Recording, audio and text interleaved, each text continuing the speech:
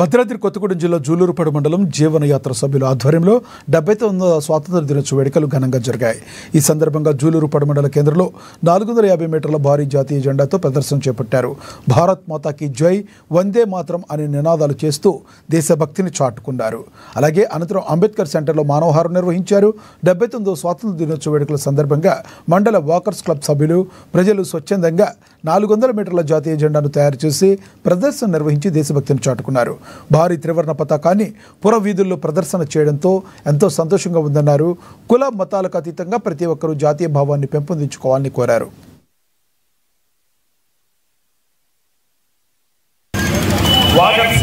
Club సంవత్సరంలో ఆరోగ్య జీవన యాత్ర సంవత్సరంలో 450 మీటర్ల త్రివర్ణ పతాకాన్ని జెండాని జూలూరుపాడు మండలంలో ర్యాలీ చేస్తూ అందరూ సంవత్సరంలో అదేవిధంగా జూలూరుపాడు మండల వ్యాపారవేత్తలు, ఆటో డ్రైవర్లు అందరూ కలిసి జూలూరుపాడు చందమంద రోడ్లో మానవహారం నిర్వహించి గ్రామంలో అందరి సమక్షంలో ఎంతోమంది 79వ స్వతంత్ర దినోత్సవ వేడుకలు జరుపుకున్నాం.